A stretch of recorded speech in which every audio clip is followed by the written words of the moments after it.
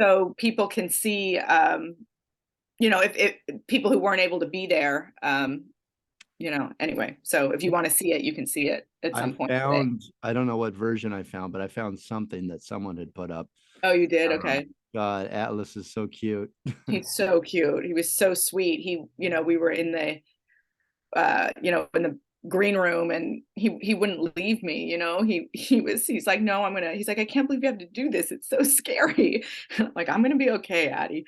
You know what though? But he's like, but he wanted to walk me in, and it was the cutest. He was just adorable. It was just so like sweet. He's only 13, and he was so worried about me having to get up there and do it. It was a heavy day. It was very, it was hard for all of us. It was heavy.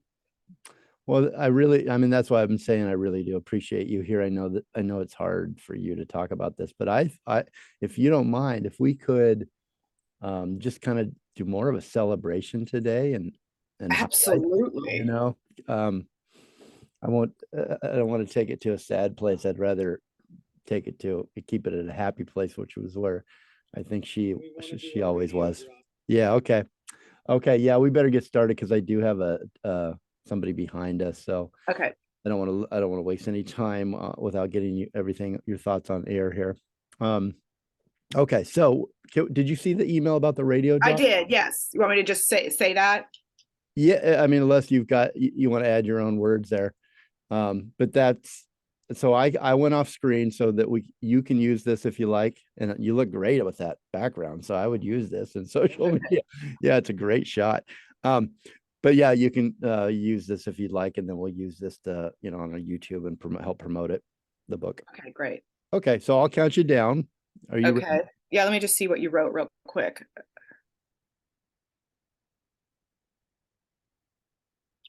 Okay. And take that any way you want. I mean, okay. I was just giving you. Yeah. Okay. Yeah. Ready? 3, 2, 1.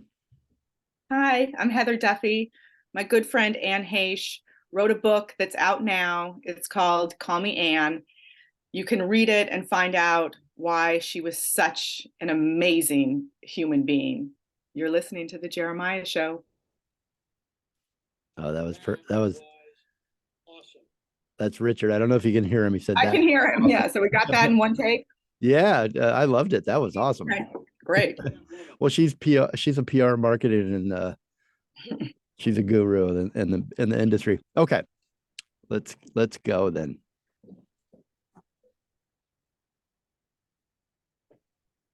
Here we go. Bring me back, Richard. Hold on. You got to bring me back on video. Beg your pardon.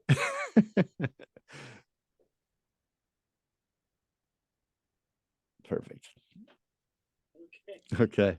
3, 2, 1. You're live. I believe in life everlasting. I believe it's ours to choose. For all the rest of my time on this earth, I choose to live to the fullest of my potential. I wake each day to another adventure, and I seek the wisdom it offers. That is the truth of me. The joy I feel in that commitment has provided me with purpose, love, meaning, and excitement. This is what I share, and this is what I care about. That's Anne Heche. My very special guest today is Heather Duffy Boylston. She's the founder of the Duffy Company. She was Anne's publicist, and probably more importantly, her best friend for many, many years. Heather's here to talk about Anne's new book, Call Me Anne. And the time that I met Anne with Heather, I actually went back to our first emails, Heather.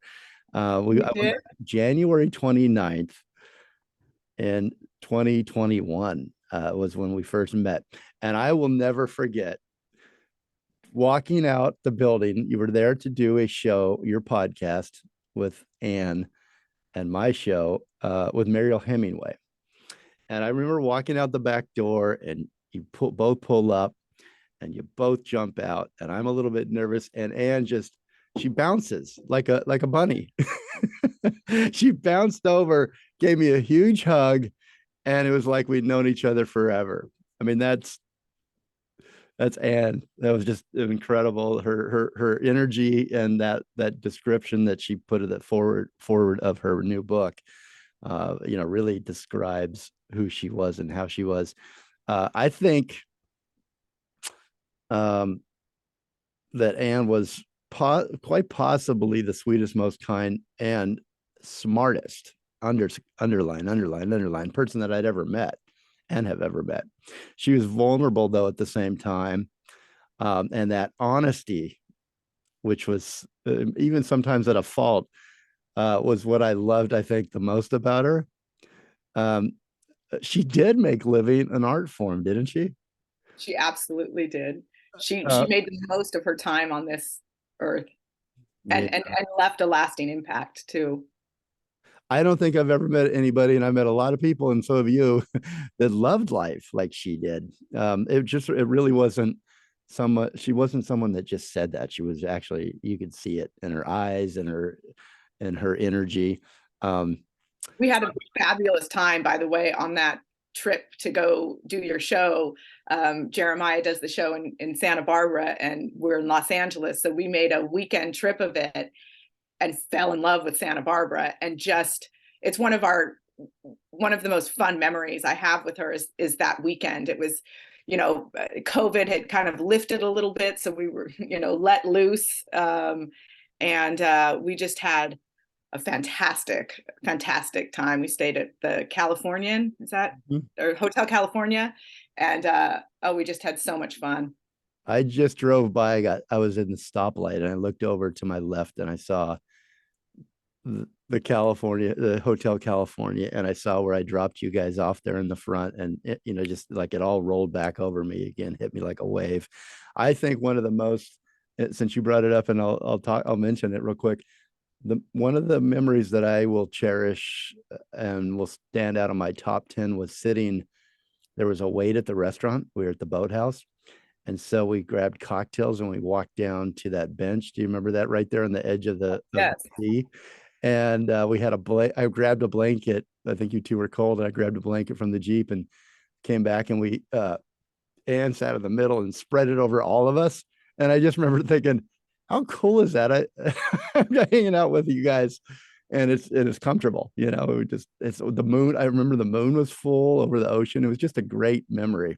It was. And when we had dinner later, she busted your chops on something. Oh, you can bring that up? Yeah, what was it? I can't remember exactly. Oh, but I was like, oh, Anne, leave him alone. No, thanks a lot, Heather. That's how it's gonna be, huh?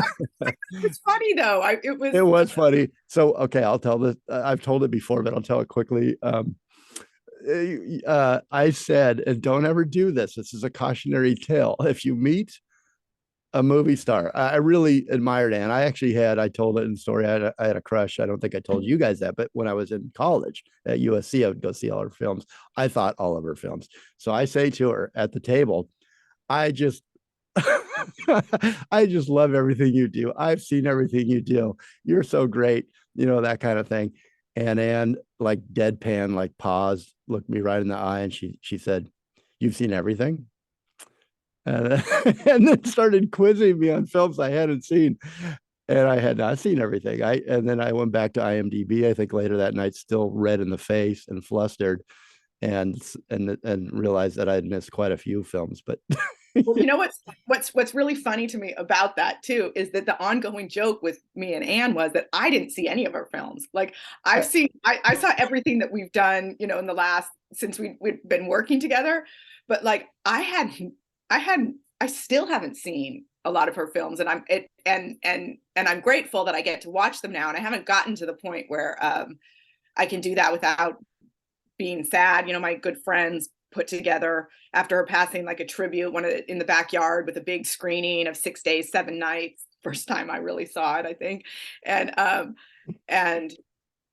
it was very emotional. But it was like our joke. She's like, "You're my publicist, but I'm like, I don't have time. Okay, fine, I'll watch them, But so I hadn't seen, but I openly admitted that I hadn't seen them. Yeah, I just did that stupid thing that everybody does. It goes, I love you in everything you've ever been. I've seen you in everything you've ever done. And And by then, the way, she didn't see anything she was ever in either. We would watch clips of 6 Days and 7 Nights because I was like, wait, you can watch. Like, I would pull up a just like the YouTube versions where we could watch a minute of it. I can't remember, there was something we wanted to watch, like one part of that movie.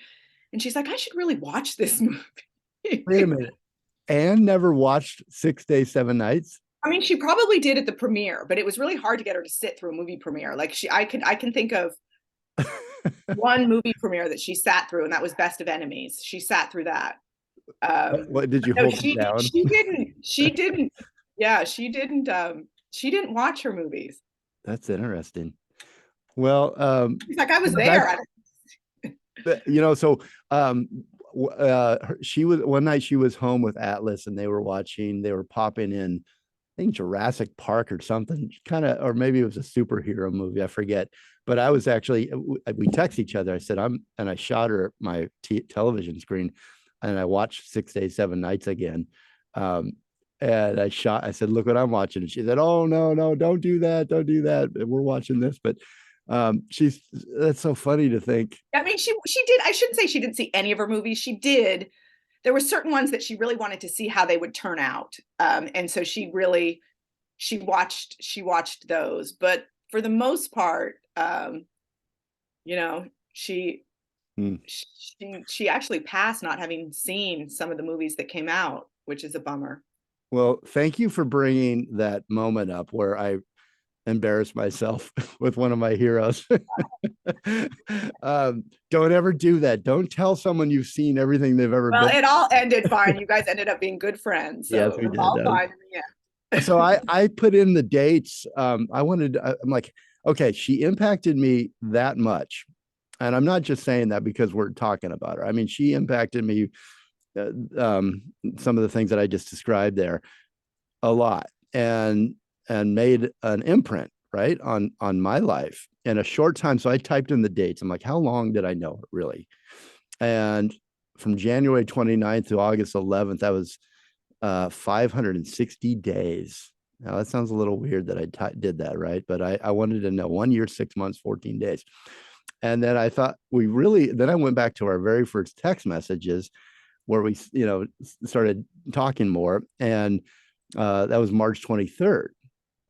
That's 507 days. Like, who in your life does make such an impact in a short amount of time? And I would say in all that time, there's maybe 7 days that we hung out, so with her busy schedule during that time. So it's just incredible. I felt like did you feel this way, Heather, where she accepted you, like she really looked at you and not through you, and accepted who you were as a human being? You could like feel it in her eyes. She just was nobody had to be anything other than their exact self in her presence, and she made it safe and okay to be exactly who you are and really like who you are and celebrate who you are and like light up when she saw you. She was just so accepting and had an ability to like see people's true selves and almost guide you to a place of safety in that, so that everybody knew that, when they were in her presence, they could just be exactly who they are. And that was a very, very special and unique quality that she has that's hard to articulate. Mm-hmm. But if you know, Yeah. I think that words, you felt safe with her. That's really true. That's right on. There's no one, I don't think, there's probably not another person in this world that knew Anne like you did. Who was Anne Heche? The Anne Heche, She was an incredible human being that came into a room and just filled it completely with her love and light and humor. She was somebody who valued honesty, who valued kindness, who was never starstruck or despite being in the business since she was 18, she was not motivated by fame or greed. She was motivated by kindness and honesty, and gave as much attention and friendship to the people on the crew of movies as she did to, the leading star that she played against. She valued everybody despite their status or fame.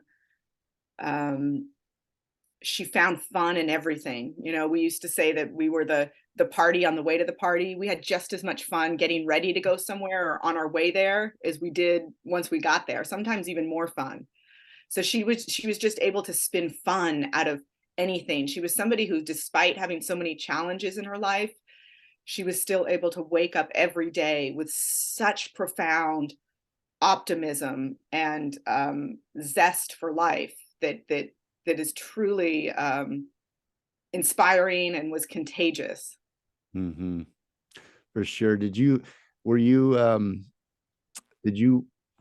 draw from her energy? Did her energy help? Yeah, absolutely. But I will say this, and I think I've said this before, maybe on my podcast, that it was also exhausting to be in her presence. Yeah. She because she had so much energy, and you would rise up to meet her energy, that I found, especially early on when we started working together, I built a tolerance for it as the years went on, but you would just be very tired. And it was funny because I would see, like, our poor podcast producer, when he first started coming to do the show, I would see him like packing up, and he just would look exhausted. I'm like, I know it's going to get easier. You're exhausted. I know. It's her, and then I also make this joke all the time. Even my dog would absorb her energy. And he would just, after she would walk out the door, and he would just like collapse at the door and just, fall asleep. And sometimes I'd make the joke, she would be coming from downtown and passing by where I live, on her way into town. And I'd say, can you just come over for 15 minutes? I need Soba to sleep. I'm going out tonight, and I need him to get his energy out. And all you got to do is come hang, just have one drink here, like chat for 15 minutes, and that'll wear him out till tomorrow. She was her energy was contagious, but also it was tiring. Yeah, she was a force. She's a planet. I don't know what she is. She's in constant motion. Yes. In constant motion. And I asked you, Heather, one time, I said, does she just like eventually, just when she crashes, she crashes like she's out? Yeah, she must just wear herself out. She would. That is true. Well, I didn't make early morning meetings for her. That is definitely true. Like a rock star. She's afternoons. I like that. I like that about her too. You guys relied on each other, right? You were. Yeah, we were a team. We were, we had a production company together that we were starting some projects with. I was her publicist. We had our podcast together. And we were moms together, and took care of our kids together. And my kids would often go pick up her son if we were running late on something, or we were a family. Mm-hmm. And you're referring to Atlas and Homer, her two sons, and my two kids, Beanie and Henry. Your two kids, yeah. I mean, you guys really, you probably are looked at as their mom in a way, their surrogate mom. And speaking of which, Atlas is texting me right now, and I need to make sure that. Well, we're going to take a break, so I'll let you answer that text. Let me tell you about the book a little bit here. We're going to talk about the book with Heather here in a moment. It's Call Me Anne. Now, her first book was Call Me Crazy, and I remember at that same restaurant on that beach at the boathouse that night, it came up that people called, the first book was Call Me Crazy, and people called her crazy. There was a whole moment in time there where things kind of fell apart. The story's longer than we can tell here before break, but it really hurt Anne that people called her crazy, and it hurt her. And I felt it, and I just felt like I felt hurt. And when I would mention, we're Anne Heche, we're hanging out with Anne Heche, or Anne Heche is on the show, in a fun way, people go, oh, she's funny, she's crazy. And I would stop them like after I'd heard that from Anne, that I hurt her feelings. Well, the title of the book is called Call Me Anne now, which is, I think, a play on that Call Me Crazy. Don't call me crazy anymore. Call me Oh Anne. no, it's a jab. Yeah. Yeah. And all the people who did. It's a like, okay, call me Anne. And that's all she deserves to be called. And I mean, actually, I'll fist fight somebody for that one. Don't call her crazy. She's the smartest, one of the best people I've ever met. So who are you to call anybody anything? I wish she could have seen the love and hopefully the respect she gets from the book. It's a great book. This memoir by Anne Heche is as personal as it gets, offering a peek inside the mind of the late Emmy-award-winning actress, director, and author of the New York Times bestseller, Call Me Crazy. Call Me Anne is a sequel to Anne Heche's first book, Call Me Crazy. And it's a memoir consisting of personal anecdotes of her rise to fame, how Harrison Ford became her on-set mentor. Bless you, Harrison Ford. Her relationship with Ellen DeGeneres, her encounter with Harvey Weinstein, her history of childhood sexual abuse, her relationship with God, her journey to love herself, and more. This is part memoir and part self-acceptance workbook. Anne's personal stories are interwoven with poems, prompts, and exercises that got Anne through tough times. Readers are encouraged to try them as they navigate their own journey to self-love, acceptance, forgiveness, and faith. Call Me Anne. You can pick up the book. I looked online. It is available everywhere. I know you were at Barnes & Noble the other night. Pick up a copy. Anywhere you can get a copy, please do yourself a favor. This is a really terrific book. You can follow Anne on Instagram at Anne Heche. I think Homer has taken over her account. And the book was dedicated to Homer Heche, Atlas Heche Tupper, and Heather Duffy, who joins us today on the show and says the proof that love is real. These people that she dedicated the book to is proof that love is real. We'll be right back. You need to get that. Sorry, you could have been texting Atlas. Did you get him? No, I just want to make sure he didn't forget. Sometimes he forgets something at school and I got to bring it to him. I just want to make sure it wasn't anything pressing. It wasn't. I love seeing those photos that I took at the everywhere, right? Everywhere. Yeah. Yeah. But I have even better photos that I've got to get to those boys somehow. Maybe you can help me. I want to a couple of them. I have photos that I don't think I sent anybody. They're just amazing that they took like 30 of them together. Oh, wow. That's great. Okay. Okay. Let me find my place here. And Heather, if you can hear me, I'm going to get a copy of the book for my wife for her birthday. My wife met Anne, and Anne actually said to her, we were at Jeremiah's office at the time, and she was in the car, rolled the window down, called my wife over, Amrita, and said, you and I, we need to get together. We need to. And unfortunately, they never did. But I think that Anne's book will be a wonderful thing for what my wife is going through now too. So anyway. Well, it's an example of how she touched everybody that she met. Yeah. She didn't know your wife, and I saw them like embracing and talking and connecting. So, okay. You ready? I am ready. Oh, righty then. 3, 2, 1. You're live. Welcome back to the Jeremiah Show. I'm visited today by a good friend of mine. We haven't seen each other in a few months. It's been tough since we lost our good friend Anne Heche. Anne Heche's new book is out though, and it's called Call Me Anne. It's a really great read. You got to pick up a copy. Heather, welcome back. We're celebrating Anne though. I mean, that's what she would want. She would want to, if she was here with us, she'd be giggling and laughing and telling jokes and keeping us in stitches. So we can't do it as well as her, but we'll try. So the book, now she was writing the book. She actually sent me a chapter last early summer the first chapter and was telling me about how. Tell us a little bit about how the book plays out, because we mentioned it in the jacket here.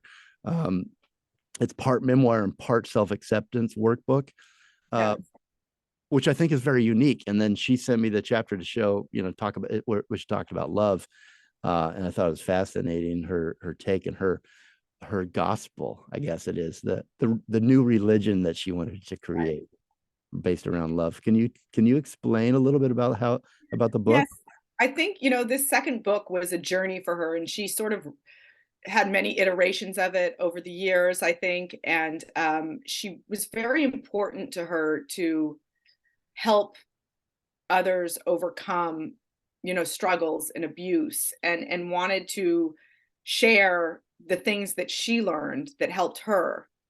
And so that was really the focus of the book. And when we did the Better Together podcast, she, we learned from a lot of experts and we talked to a lot of people. And the focus of the podcast was really improving people's lives, and we do that through sharing our stories and our struggles. And so I think that really inspired her to frame the book in the way that she did. And she really wanted the book to be fun. She wanted it to have hers, because shocker, right? She wanted it to have, she didn't want it to be heavy. She didn't want it to be, Preachy. depressing and preachy. Yes. And so it has her lightness and her fun in it. And so she told stories about her life that impacted her, and people who came to her defense in some instances. And so, yeah, she gives exercises of things to do, whether it's just dance freely or, use artwork or use music, or, all the things that inspired her, because she was such an artist and such a performer and so creative. Yeah, creativity was never.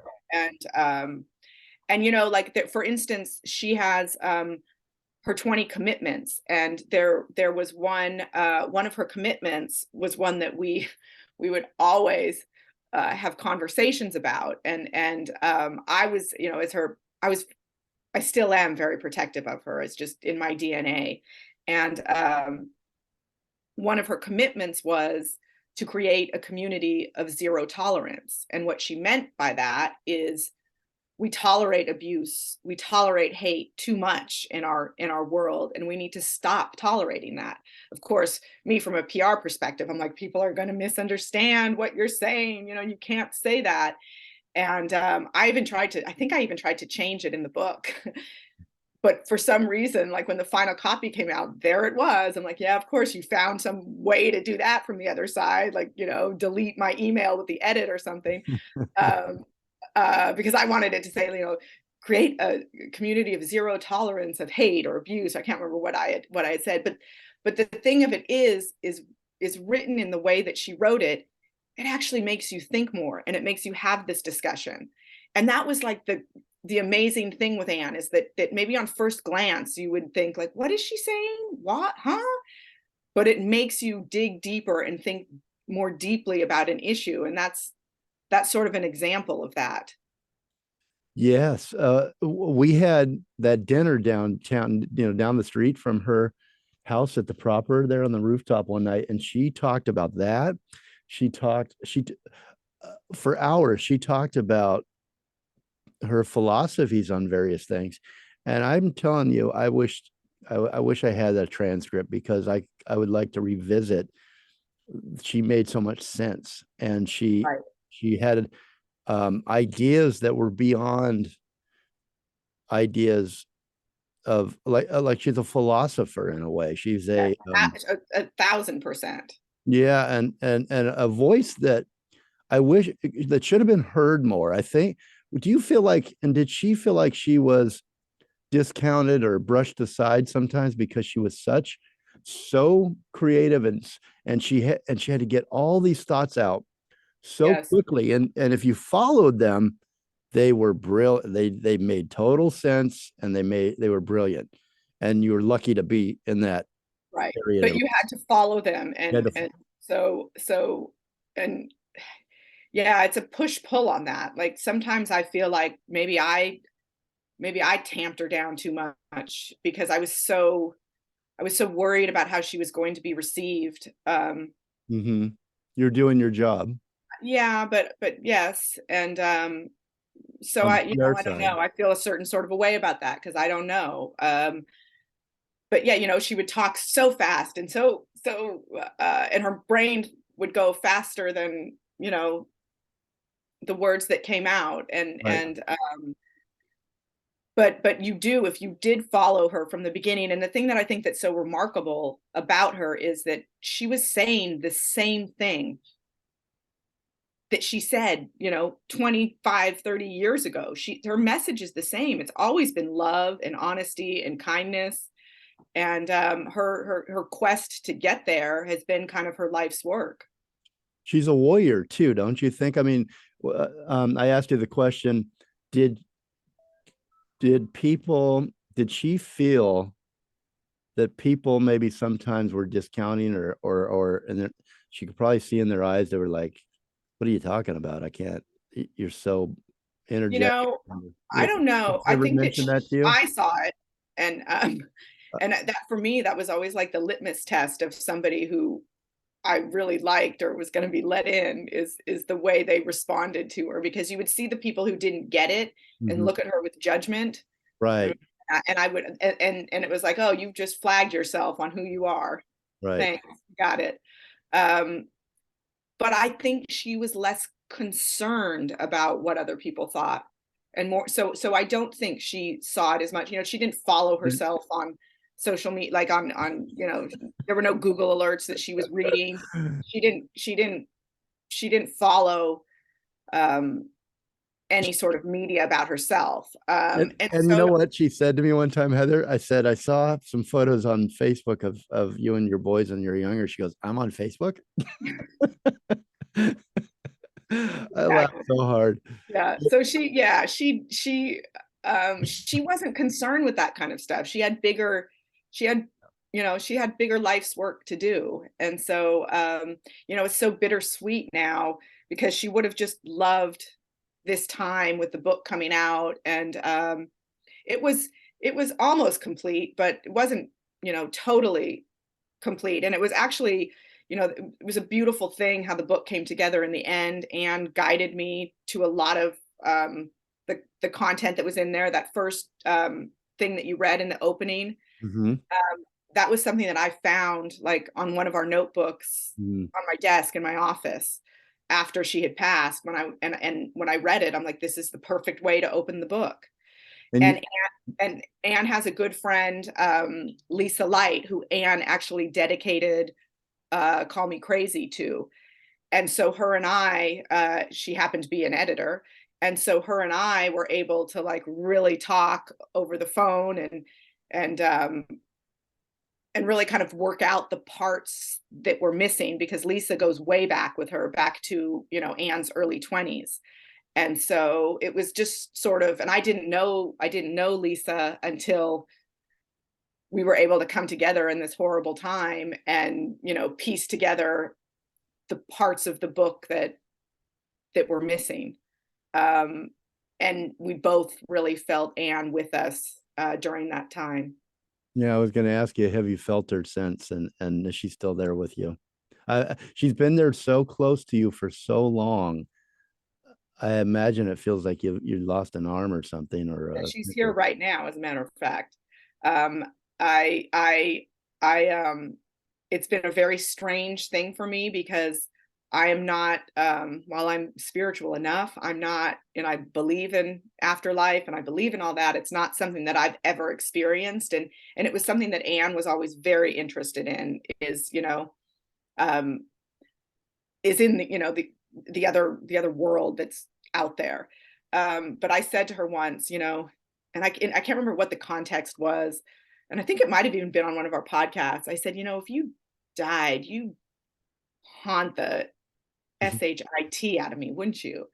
And she said, well, you definitely feel me. And so I feel her from the top of my head to my feet at moments of like an electricity that I can't describe. And it's when I'm saying something about her that I know she would like. It's when I was, it comes in moments that make so much sense to me. And she finds other ways to come in. I told this story on my podcast, but right after she passed, like the week after she passed, my son was starting school, and he needed a haircut, and he goes to a Jesuit Catholic school that if their hair is too long, they get what's called jug, which means justice under God. They get in trouble, right?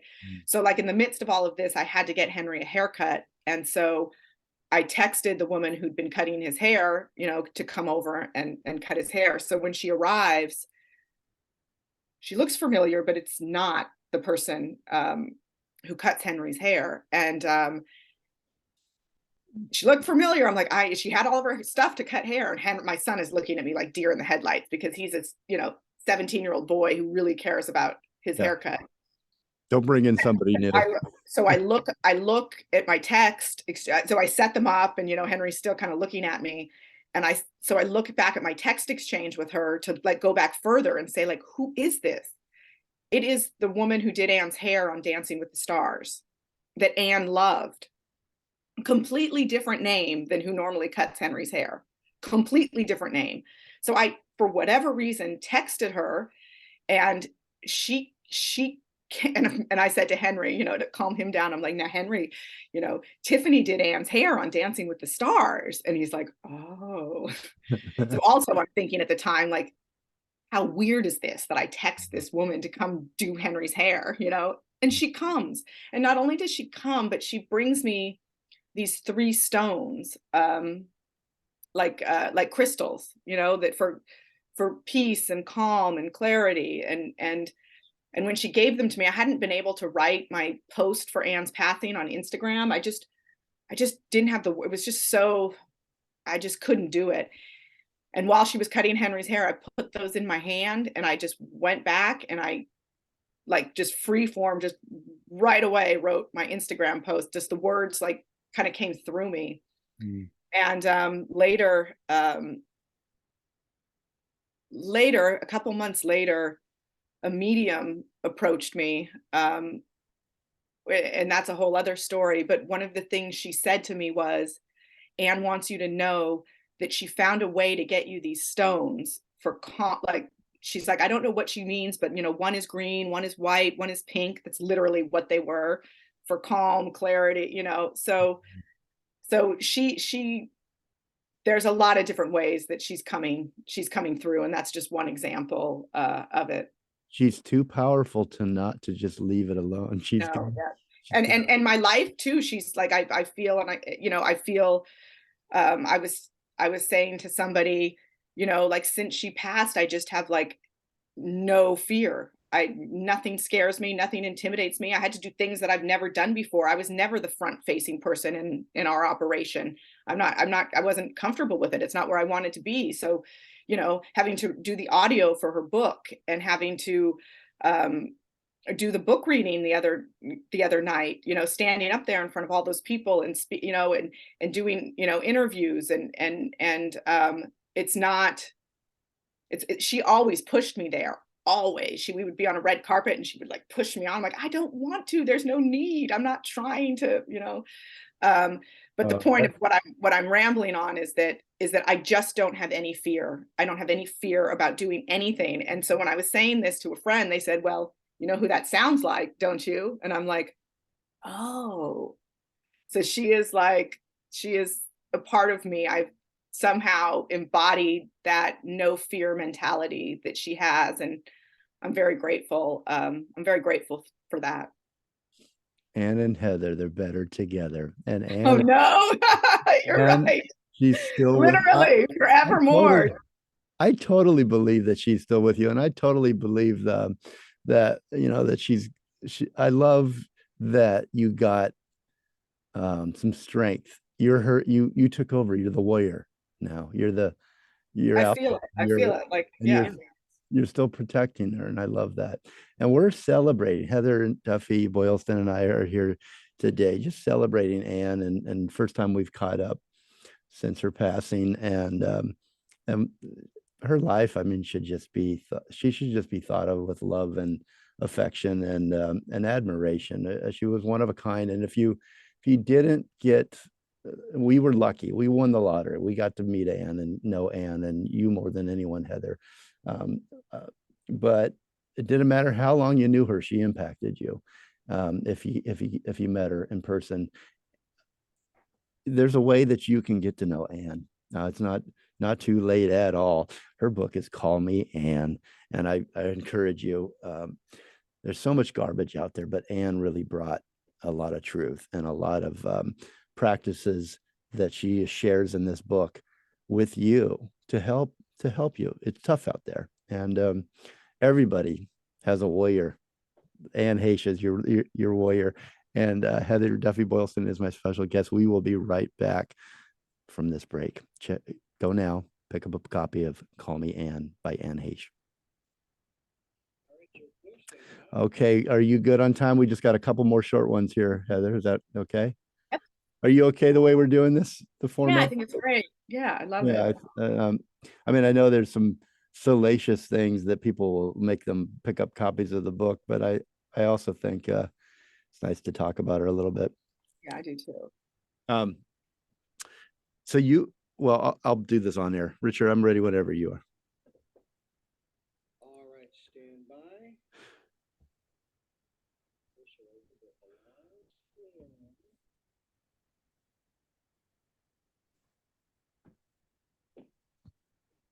Got it? All right, stand by. In 3, 2, 1, you're live. Welcome back to the Jeremiah Show. If you're just joining us, we are spending the hour with Heather Duffy Boylston. She was the publicist for Anne Heche for many, many years, but they were more than that. They were also best friends, which must have at sometimes been hard to juggle those two positions and do it successfully, but she sure did. The company, her company is the Duffy Co. You go duffyco.com. It's the Duffy Company. It's a full service PR, marketing, and community relations firm in Los Angeles.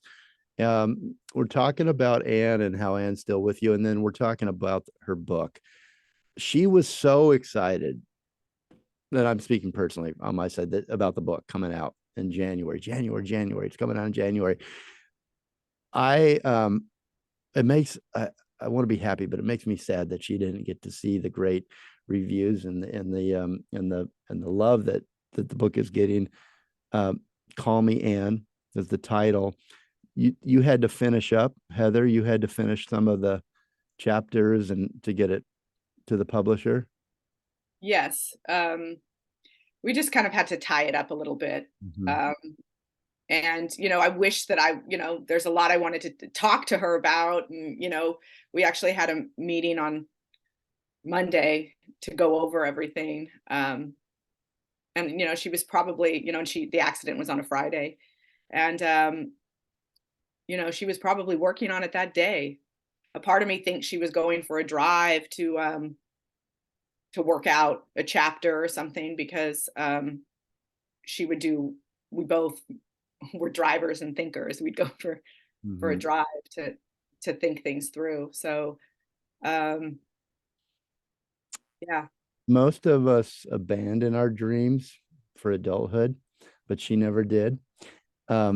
She told me some fantastic things that she still wanted to do. She wanted to be a comedian and create a whole act and go out on tour. One of the things that really I latched to, we talked about radio. She loved her podcast with you, Better Together with Anne and Heather, which you can find and still listen to, thankfully. Isn't that great with it? The things like that are left behind so that you can still hear. I've recorded new episodes, and we're going to see what we're going to do. We're still kind of figuring out the path forward for Better Together. Are you going to keep it going, do you think? I hope. We're discussing it, but I know that's what Anne would want. And I feel a real sense of responsibility to the tribe that we created. And we continue to communicate, you know, through social media. And I've put up a couple episodes since Anne's passing, and I to at least listened to your put up a first couple one more. back. It was powerful. Yeah. Yeah.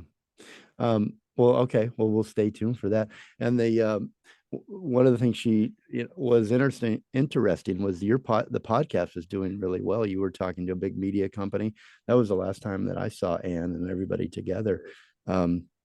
Podcast was doing well. It's a great podcast. It's a lot of fun, a lot of good stuff in there. And Now, by the way, she still sits next to me in those couple ones that I did. She's like, I have her chair and mic set up, and crazy things happen with lights and technology, and so she's still coming into the podcast.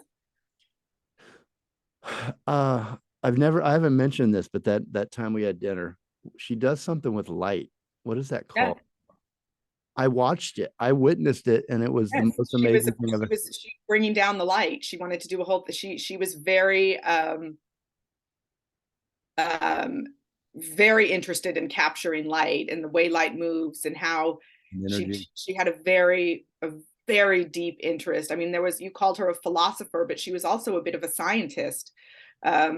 She was very interested in metals and mercury and how they played on light, and so it's funny. I just see light in you know, I could take a picture of her, and so many times there was a light in the picture, and people would be like, what is, I'm like, it's really hard to get a picture of her because you're going to see some sort of light in it. And so now I put up a picture on my Instagram the other day as I was getting ready for the book signing, and there's just this immense light behind me, and it was very funny because we'd close the drapes because the sun was, so it was totally dark, yet there's this, in the photo, there's this bright light behind me. And so yes, light was something very very meaningful to her. So let me describe. I haven't mentioned this ever anywhere. I'm even hesitant to mention it now here, but she put her hand up, and then she moved. It was like a red. The red moved throughout, like her hand got darker red color, like the blood came up to. And I looked all around. I'm like, is she playing off a light somewhere in the restaurant? Is she? It was, and then it would like went to her head and her face. It moved on her, and I don't know how to describe it. Well, It see, was and the most amazing thing, and I couldn't believe I was witnessing it, actually. Here's the thing, is that she was ridiculed her whole life for talking about, her connection to other dimensions and all of that. And when we did the Tyler Henry show, I thought it was so remarkable to see him as somebody who's so celebrated for his being able to be a medium in that craft. She wasn't a medium or anything like that, but she did have a special connection to the universe in a way that nobody else does. But to see him celebrated for it, and then her sitting next to him thinking like nobody understood what she was saying, but she did have a gift and a deep connection in a way that I can't explain, I can't describe. She embodied energy in a way that was incredibly unique. She once stood and she was trying to describe, she's like, I have a lot of energy, and she said, stand back, Heather. And she put out her hands, and she was on the other side of the room, and I put out my hands, and I felt an electric shock in my hands. And so it's just, and that's why the energy that I feel now is so undeniably her. So yeah, I can't explain it, but look, like Anne is 100% about truth and honesty. So I'm not going to pretend that wasn't a part of who she was. She was somebody that was incredibly, because she was so open, she was incredibly connected to the world in a way that I don't know how to explain. I was a witness, and I mean, I'm the biggest skeptic in the world, and Same. I don't believe anything, and I don't get, I don't, and I watched it, and I went, wow. And I also watched her. She would like that we were talking about this, by the way. This was the kind of stuff that I was scared for her to talk about Yeah, because I thought that she would be misunderstood. you know what? F them if they misunderstand her. Well, I feel protective like you do. yeah. Well, and you know what? I also feel like it's done. The judgment on Anne Heche is over. From this moment forward, from this book dropping on the shelves, Mhm. the time for judgment on her has expired, and it is now time for people to remember her for the incredible human being she was, for the incredible talent she was, for the incredible impact she made on this world, how she moved the needle of self-acceptance and and inclusion and equality, and in a way that very few people have been able to do. So she deserves now, in her passing, the respect Yeah. and reverence I that she never got in this life. what she did for gay people, for all those different, Yes. I mean, I mean, what she did, everyone should be thanking all the different letters. Right. And you have to remember, back then you were either gay or you were straight, and there was nothing in between. And Anne was standing up for something that was unheard of. It was Yeah. she stood up for gender-free love, and she did it when you know her backstory, that her father was a closeted gay man and lived that lie. So for Anne, that's why she was so obsessed with the truth and truth telling, because she was raised in a family of lies, and she believed that those lies ultimately killed many of her family members in indirect ways. And so when she met Ellen, and Ellen was so open and free, it made a lot of sense. And she writes about this in the book. You can read that in the book. Why, she basically says, nobody ever circled back and asked me why Ellen, and she answers that question in this book. She I'm keep going back to the same dinner. I mean, what a great dinner, right? Look how all the things that came out of that were communicating and discussing together about her. When I did the podcast, because all I want is good stuff out there about her. When I did a story too. It took me a month after her passing, but I just took some of the music that she sent me, some of the text messages. I wanted her sons to hear, because there was a lot. And to be honest, I still have to finish it. When you sent it to me, I couldn't get through. It was too painful a time. I couldn't get through it, and I don't think they could either at that time. But it's something that we can I can confess the same with yours. I got about 20 minutes, and it was too hard for me to hear it with your podcast about her when you came back. But I really, there was speculation about what had happened with the crash, and I knew those two boys. I only spent an afternoon with them on Mother's Day of this year with them at the LA Coliseum. But I wanted to do something that was a loving tribute the way I kind of saw her and some of the stuff we're talking about today. And I really thought long and hard about mentioning what she told me about Ellen, which is in this book now. So I feel better about that. But I asked her, you ever been in love? And she said, and she took a while to answer it. And then she told me, yes, with Ellen. And that was one of the most special relationships she had. And she talked about this, that at that time, there was no bisexual, there was no, there weren't all these different terms. And I really think that Anne needs, between her and Ellen, they need more credit for changing the world in this way for so many people. Ellen got a lot of credit. Anne didn't. I know, and she should.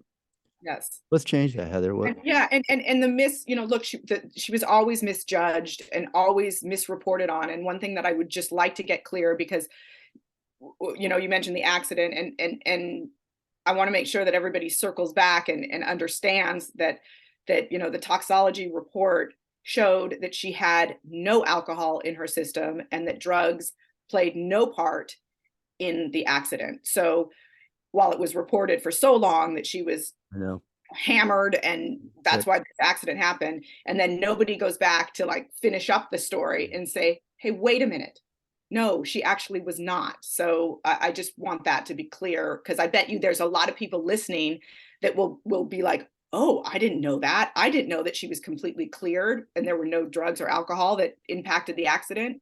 So I just want to put that out there. Thank you for clarifying that. You're absolutely right. Okay, we do have to say goodbye, unfortunately, for now, and I hope that we get to see each other again. Can you finish in the book? I love this. Can you finish these sentences just to kind of wrap it up? About the book is Call Me Anne. Please go pick up a copy. Fascinating read, fascinating person, fascinating mind, and you will be better for knowing Anne a bit, like Heather and I are. I guarantee it.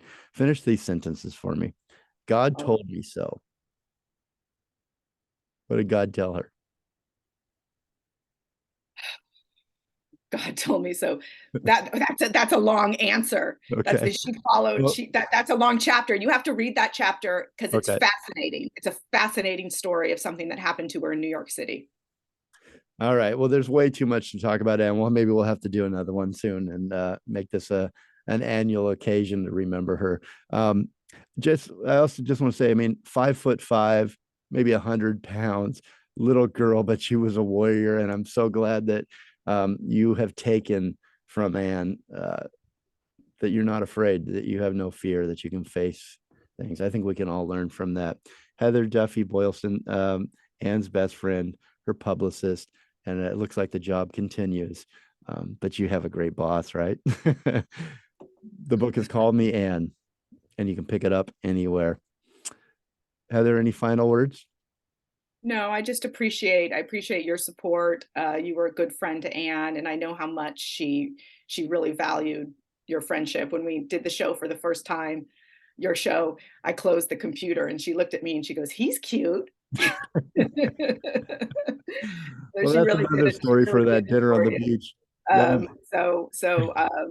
I definitely feel her as part of this interview. So thank you for giving us the opportunity to talk about her and with such love and respect. Oh, I do, and it's mutual, and the feeling's mutual. You know, the love that we have for Anne. I'm just going to say one last thing. I did have a dream about Anne because you shared all of your personal stuff there with how you feel her. I had a dream about her a couple weeks ago, and it was a traumatic event for me. I got fired from a job that had meant a lot to me in this dream, and she appeared, and she grabbed my hand, and we went out to dinner. And I remember walking down these steps, these spiral steps, and she's gripping my hand like it's going to be all right. And my mood changed, and I remember just laughing, and I woke up happy, and I felt like there was closure there. So, Missy Anne, we all love you. The book is Call Me Anne. Communicate, have no fear, dance a little crazy, and evolve. Call me Anne. Have a good week, everybody. Thank you. Thank you, Richard. Okay, that was great.